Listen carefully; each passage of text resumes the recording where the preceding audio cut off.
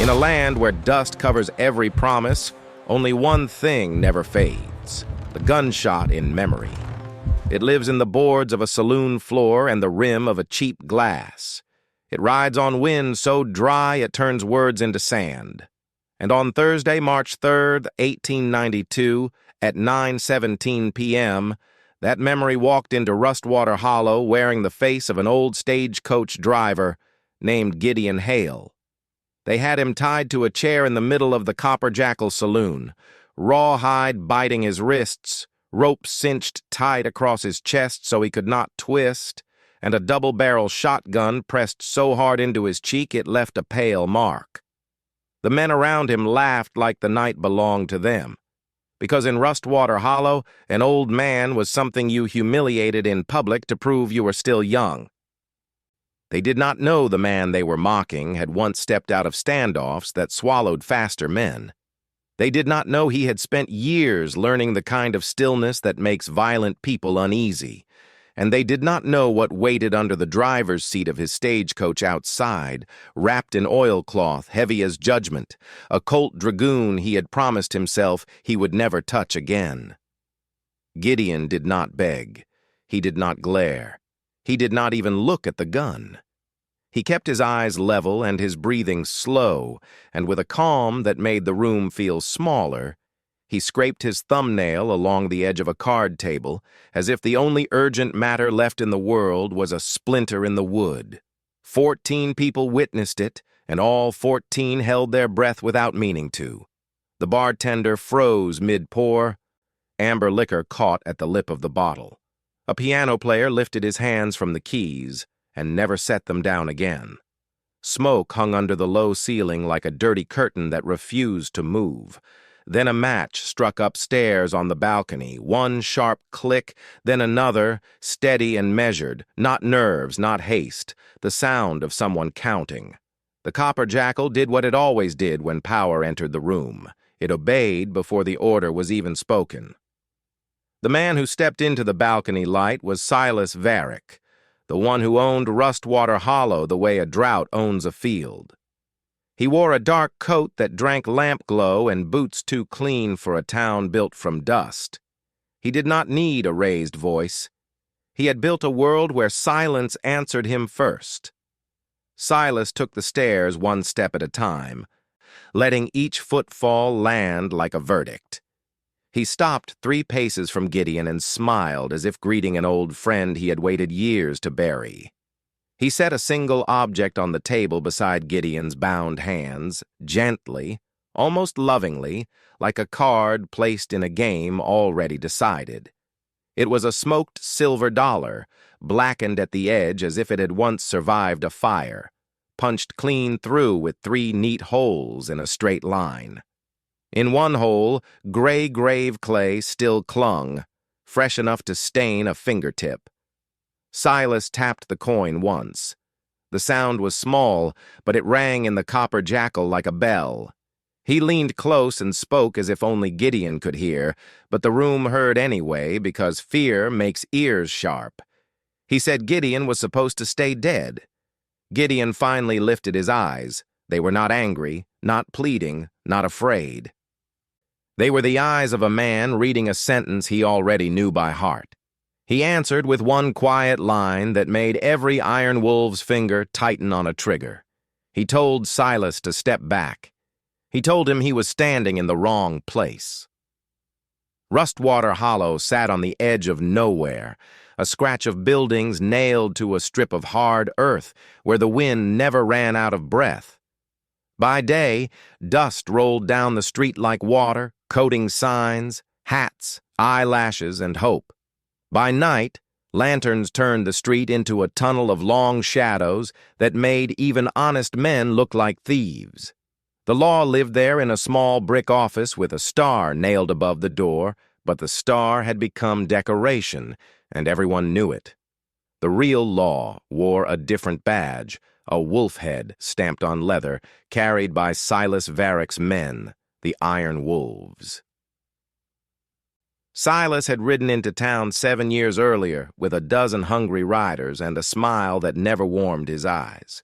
He called what he did business. He called his cut a protection fee. Protection from what was never said out loud, because everyone understood the answer. From him. He taxed every bottle poured, every horse sold, every crate unloaded from the train, every poker pot, every whisper that sounded like it might become a plan.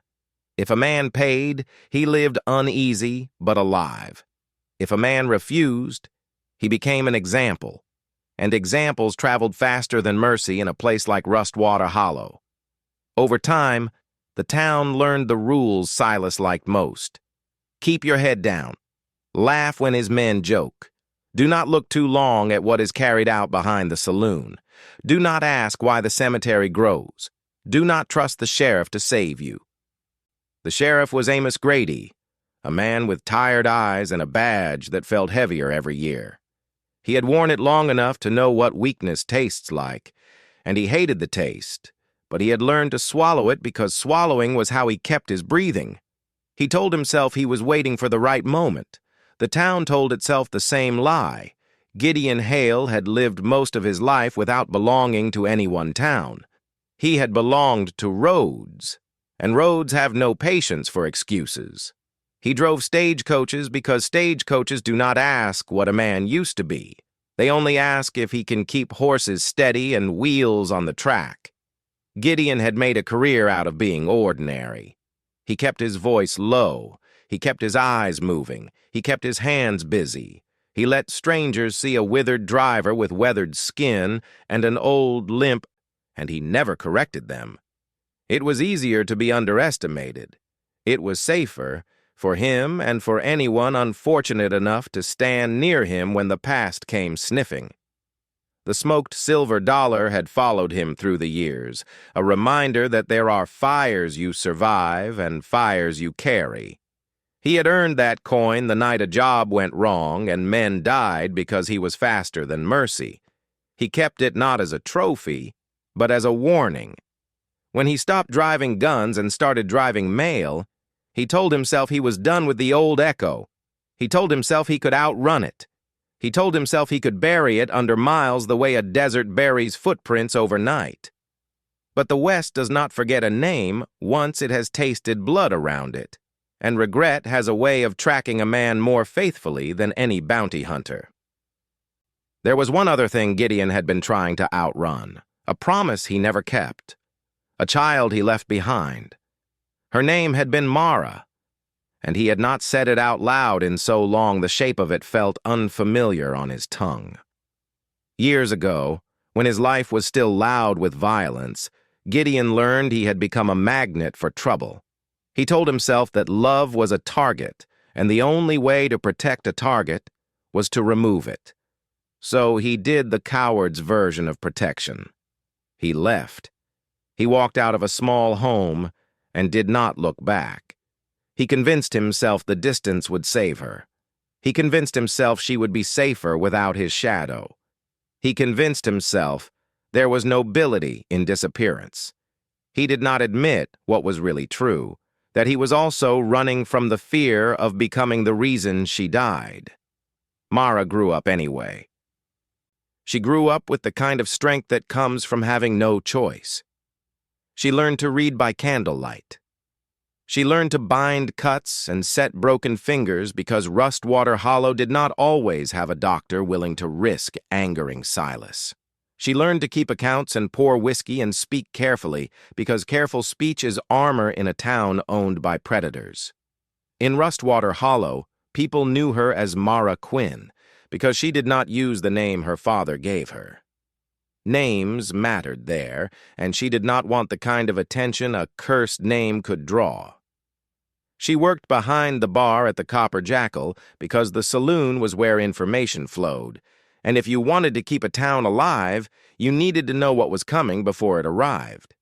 She was not soft. She was not loud. She was steady. Silas Varrick noticed steadiness the way wolves notice a limp. He noticed Mara because she did not look away. He noticed her because fear did not make her bow, it made her sharper. He also noticed her because he had been watching Gideon's path for weeks. Silas had heard the old stories. the ones whispered by men who survived long enough to exaggerate. He had learned the telltales of a man who used to be dangerous and pretends he is not. He had learned that such men always have one weakness left: a person, a place, a debt they cannot abandon. When Gideon's stagecoach route shifted toward Rustwater Hollow, Silas understood the why before Gideon even crossed the town line.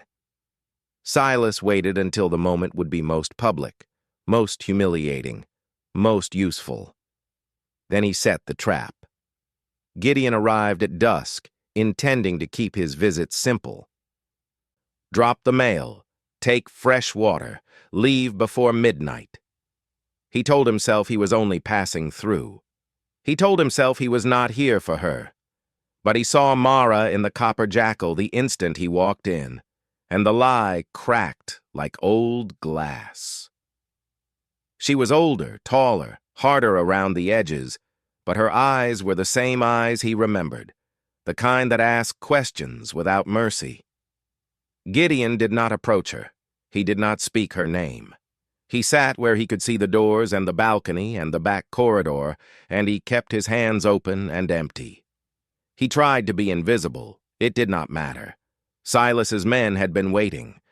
They surrounded him, took his gun belt, dragged him into the center of the room, and tied him down for the show. They wanted him to flinch. They wanted him to plead. They wanted the town to learn the lesson again, that resistance is expensive. Gideon refused to give them what they wanted.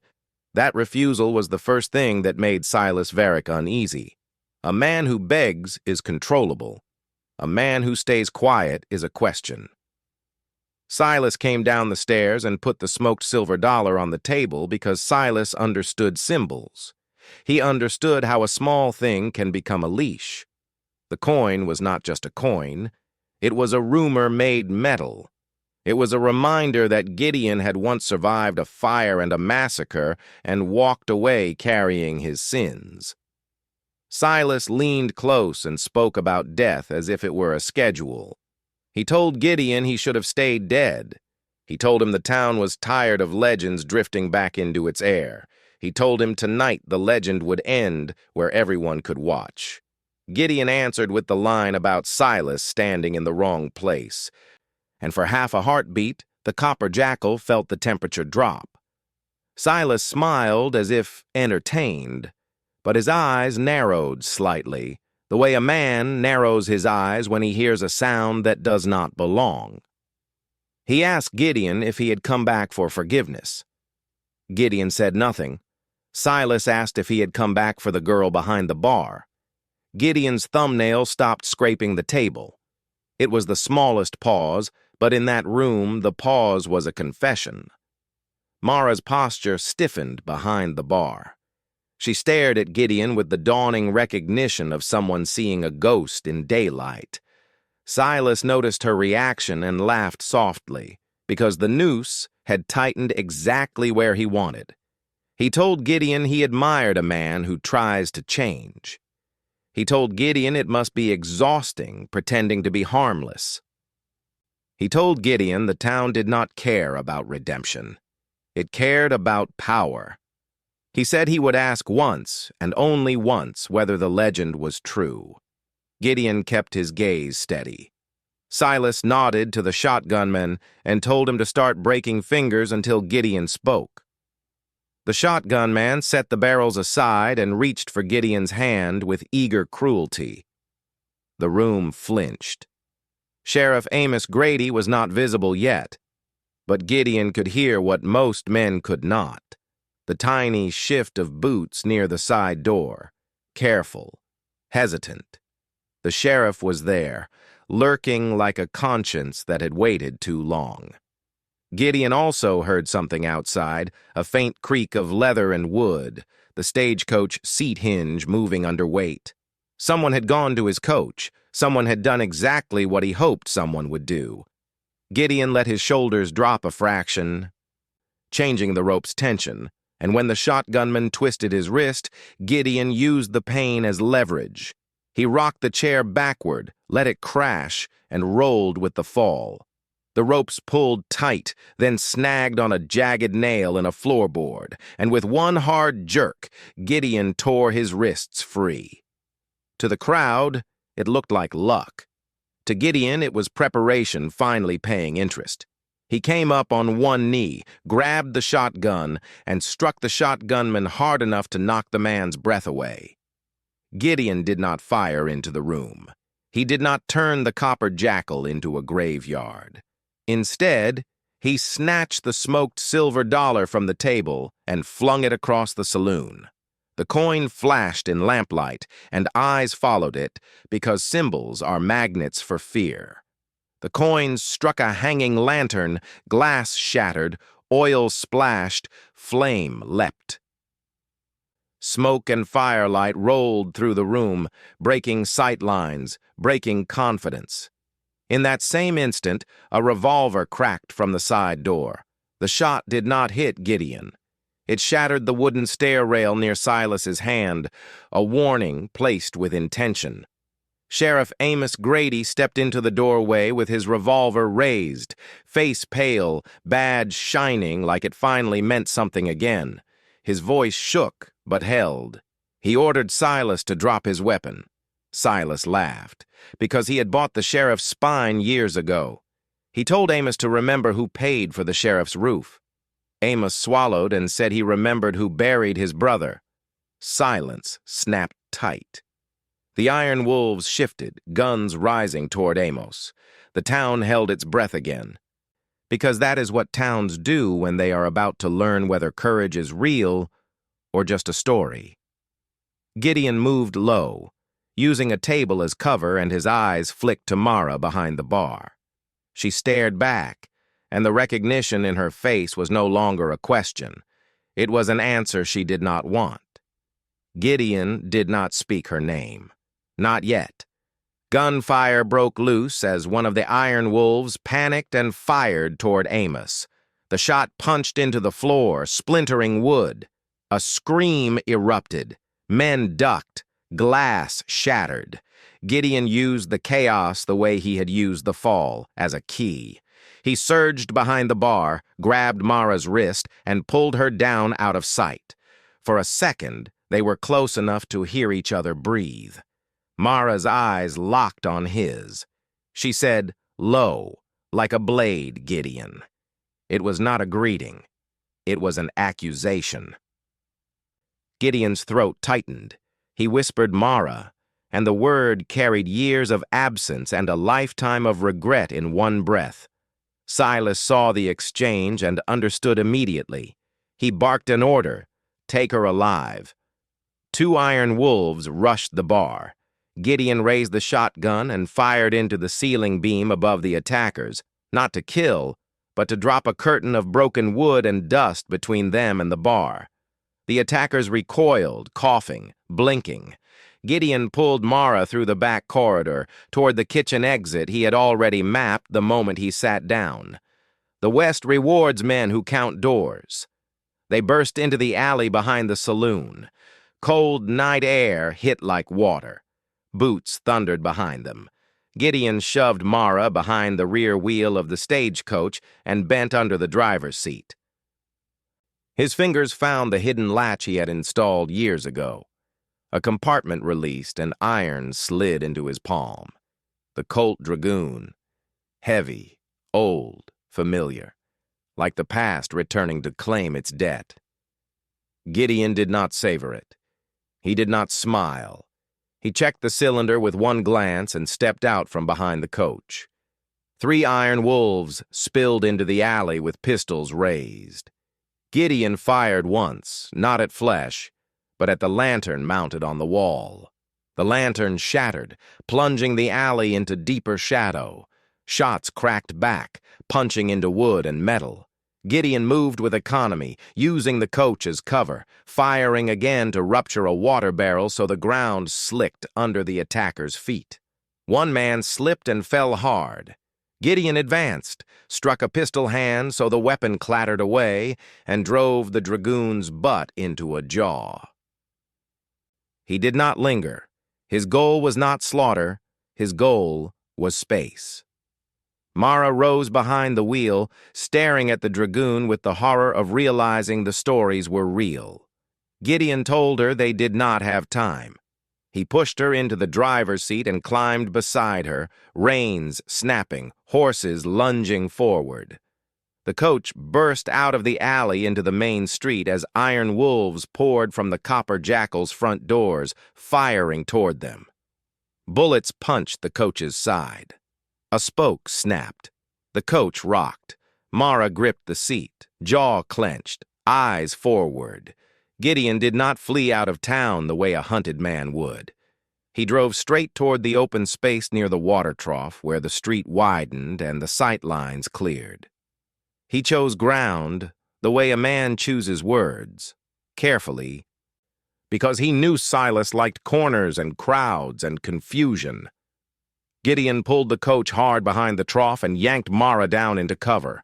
Water sloshed, splinters flew as bullets hit the trough's wood.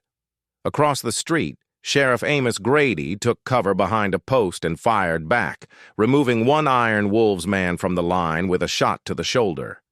Silas Varrick stepped into the street last, unhurried, as if chaos belonged to him. He adjusted his hat and surveyed the scene with cold satisfaction. His men formed a loose arc, guns out, confidence returning now that they had open space. Silas's eyes found Gideon behind the trough, then found Mara just a glimpse, and Silas smiled. He called out that this was the part he enjoyed. He said a man can survive many things, but he cannot survive watching his child pay for his sins. Mara's breath hitched. Gideon's eyes stayed on Silas. Gideon called back that Silas had never understood sin. Gideon said Silas only understood hunger. Silas laughed, and his men laughed with him, because laughter is how cowards pretend they are brave. Silas raised his pistol toward the trough. Gideon spoke without shouting. Gideon said Silas wanted a show. Gideon said Silas always needed witnesses to feel real. Silas asked what Gideon had left to offer besides a corpse. Gideon answered that he had Silas's fear. Silas's smile tightened, almost invisible, but Gideon saw it. Silas scoffed that he did not fear old men. Gideon said Silas did not fear old men. Silas feared legends that refused to die. Gideon reached into his coat and pulled out a plain silver dollar worn smooth by years, different from the smoked one. He said every story in the West has a prop. Some men carry a Bible, some carry a badge, some carry a coin that reminds them who they used to be. He said he carried the plain coin because it reminded him who he still wanted to become. Silas sneered and told him to stop talking. Gideon nodded as if agreeing. Then he flipped the plain coin into the air. It spun, catching moonlight, flashing like a tiny sun, and every eye tracked it, because people cannot resist bright motion in darkness. In that heartbeat, Gideon fired the dragoon, not at Silas's chest, but at the pistol in Silas's hand. The shot knocked the weapon free. The gun flew and skidded across dirt. Silas's hand snapped back, surprise breaking his mask for the first time. His men fired in a ragged burst. Bullets tore into the trough, wood splintered, water sprayed. Gideon dropped, rolled, came up on the trough's far edge. Amos fired from across the street, taking down a man who stepped too far forward. Gideon did not spray bullets. He fired with purpose. He shot lamps so shadows shifted. He shot the ground near boots so men stumbled. He broke the Iron Wolf's rhythm the way you break a horse before it throws you. 2 men rushed the trough from the left. Gideon waited until they were close enough to commit, then fired into the trough plank itself, splitting it. Water surged out, slamming into their shins. They slipped, crashed, tangled. Gideon vaulted over the trough, slammed his shoulder into one, kicked the other man's pistol away, and pointed the dragoon at the man's chest. The man froze. Gideon told him to crawl away. The man obeyed. That restraint confused them more than violence ever could. Silas saw the restraint and understood how to use it. He moved not toward Gideon, but toward Mara. Silas had realized Gideon's weapon was not the dragoon.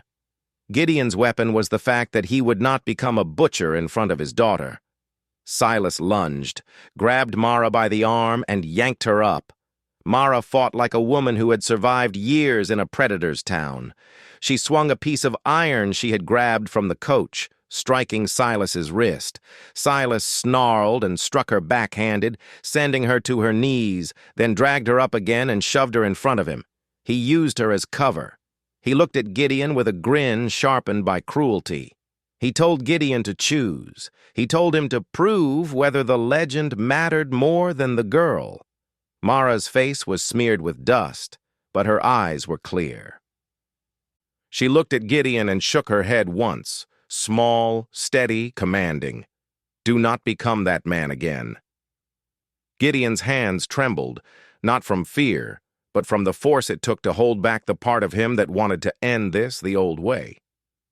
Silas saw the tremor and smiled, believing it meant victory. He whispered into Mara's ear that her father would fail her twice. Gideon spoke quietly, so quiet Silas had to lean in to hear. Gideon said Silas was wrong about one thing. Gideon said he did not come back to protect a helpless child. He came back because the woman Silas was using as a shield had already protected herself for years, and Gideon's job now was to stop Silas from taking credit for her fear. Silas tightened his grip and shifted his stance, trying to keep Mara between them. Gideon's eyes dropped for the briefest instant to Silas's boots. Still too clean. Still confident. A man who believed dirt could not touch him. Then Gideon glanced to the side, toward his stagecoach. Sheriff Amos's gaze flicked the same way, catching what Gideon had noticed earlier. Someone was behind the coach. A kid. A stable boy named Eli Tanner, no older than 15, who had been hiding since the first shots and had watched the sheriff finally stand up, watched Gideon refuse to turn the street into a slaughterhouse, watched Mara keep her head even with a gunfight spilling around her. Eli rose with shaking courage, holding a slingshot like it was the only weapon he could carry without becoming someone he feared. The plain silver coin Gideon had flipped earlier had landed near the coach. Eli had picked it up without understanding why it mattered. Gideon snapped his fingers once, a tiny sound, but in the tension it cut clean. Eli drew back and released. The coin streaked through the night and struck Silas square in the face, hard enough to shock, not enough to kill, just enough to break his control for half a heartbeat.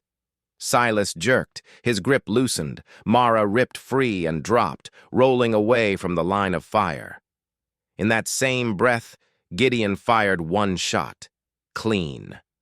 It struck Silas in the shoulder and spun him backward. Silas hit the dirt hard, breath knocked out, the smoked silver dollar skittering from his pocket and landing beside his hand like a fallen crown. The iron wolves froze. Their leader was down, their certainty cracked. Sheriff Amos stood taller than he had ever stood, revolver trained, and shouted for them to drop their guns. Some did, stunned by the speed of the reversal. Others tried to run. Townsfolk surged from doorways then, emboldened by the sight of Silas on the ground, and brave hands tackled cowardly backs. The street filled with shouts and heavy breathing, the sound of a town remembering it still had muscle under the fear. Gideon walked toward Silas with the dragoon raised but steady.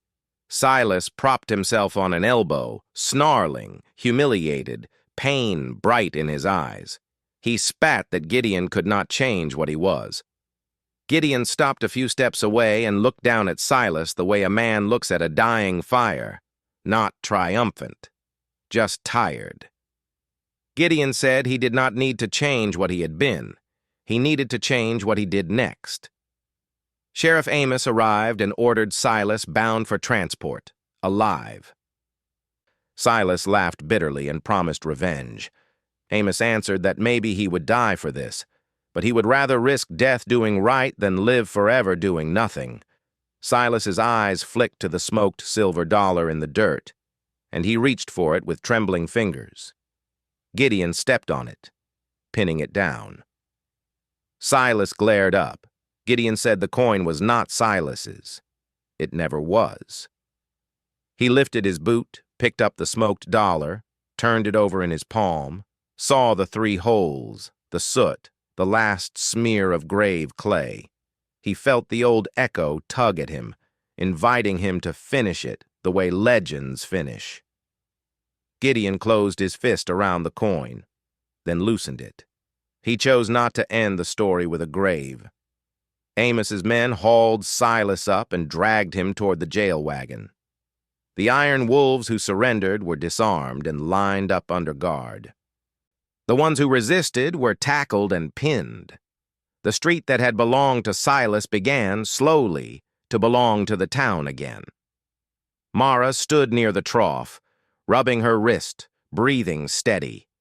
Gideon approached her, dragoon lowered. Mara stared at him as if trying to decide whether she hated him more for leaving or for coming back. She asked if it was true, if he was the man in the stories. Gideon did not lie. He said he had been. Mara asked why he left. Gideon's mouth worked like a man trying to speak a language he had forgotten. He said he left because he believed distance could protect her. He said he learned distance only stretches chains, it does not break them. Mara's eyes did not soften. She said she grew up without him. She said she learned to mend wounds and count money and stare down wolves with nothing but steady eyes. She said she stopped waiting for him a long time ago. Gideon nodded, accepting every word like a deserved bruise. He said he was not asking for forgiveness. He said he was only trying to make sure she lived long enough to decide if forgiveness was even possible. Mara looked at the dragoon. She said she did not want that life for him again. Gideon looked at his hands, hands that had held reins for years, hands that had tried to become ordinary. He said neither did he. He walked to the stagecoach, opened the hidden compartment, and placed the Colt dragoon inside with care, as if returning a dangerous animal to its cage. He latched it shut. Then he turned back and held out the smoked silver dollar to Mara. Mara stared at it, then at him. Gideon said the coin was a reminder of what he becomes when he stops caring who gets hurt.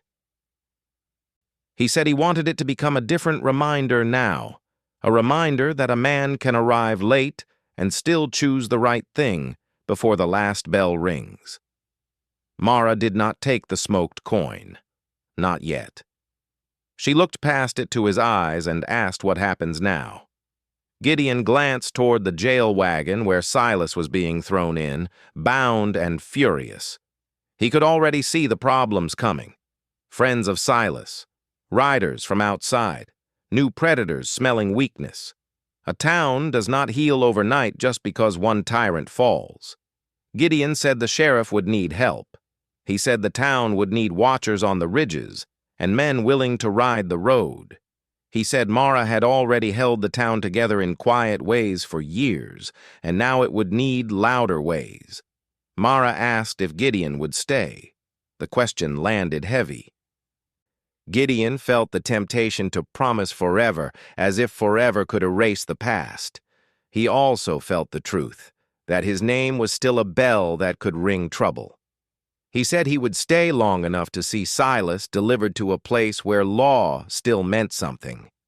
He said he would stay long enough to help Amos set defenses and teach the town to watch its own roads. He said after that, he did not know. He did not promise what the West would be eager to break. Mara's shoulders rose and fell with a slow breath. She said she hated him for leaving. She said she hated that a part of her was relieved he came back. Gideon nodded and said that was fair. He said she did not owe him softness. He said she owed herself honesty. Dawn crept into Rustwater Hollow like a cautious visitor, turning dust pale gold. The Copper Jackal's broken windows caught the first light like scars. Townsfolk began to sweep glass and right tables and gather themselves, moving like people waking from a long fever. Sheriff Amos stood in the street with bruises on his face and a different posture in his spine. For the first time in years, he looked like the badge belonged to him instead of the other way around. Later that morning, Gideon walked to the cemetery on the rise beyond town, where wooden markers leaned and names faded under sun. He held the smoked silver dollar in his palm and thought about the grave clay, thought about all the times he tried to bury the man he used to be. He knelt, pressed the coin into the dirt, then stopped. He pulled it back out. He brushed the clay away with his thumb and put the coin in his pocket. He chose not to leave it in the ground. Not yet. When he returned, the jail wagon was ready to roll with Silas and the Iron Wolves prisoners. Amos had gathered a small escort, men who were tired of being cattle. Mara stood at the hitching rail when Gideon approached. Her face was still hard, but she did not turn away. Gideon said he would ride with the wagon part way to ensure it reached the next post safely. Mara asked if he would return. Gideon said he would. Not because he believed words were magic, but because he was tired of running from the sound of his own life. Mara studied him as if weighing a coin in her mind. Then she reached into her apron and produced the plain silver dollar Eli had used, the one not blackened by fire, not punched by bullets, just worn smooth and ordinary. She pressed it into Gideon's hand. She said this one did not belong to Graves. She said if he was serious about choosing something different, he could start by carrying a different reminder. Gideon closed his fingers around it and nodded. The wagon rolled out under a widening blue sky. Gideon rode alongside for miles, scanning ridges, listening to the land the way he always had. The desert was quiet, but Gideon did not trust quiet. Quiet is where the past hides.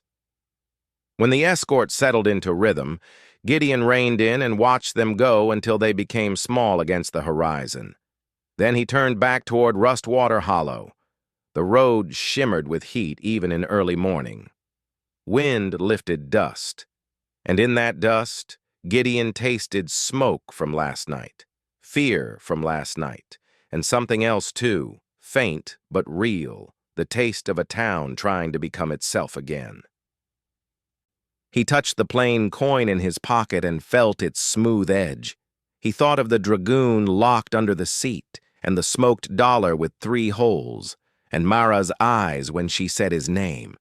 He thought of Silas's promise of revenge and the truth that the West never lets a story end clean. Gideon did not know if a man can change what he is. He only knew a man can change what he does next. He rode back with a steady pace, the pace of someone who had stopped running. And if you ever pass through Rustwater Hollow and you see a plain silver dollar nailed above the Copper Jackal bar, you might wonder why it is there. Some will tell you it is a reminder that the past can walk back into town at any hour. Some will tell you courage is not the first shot, but the shot you refuse when your old self begs for it. Or they may tell you nothing at all, because the West still respects silence. Either way, one question will follow you out into the dust. When the echo of your worst day comes riding back, will you feed it, or will you finally face it and choose something else?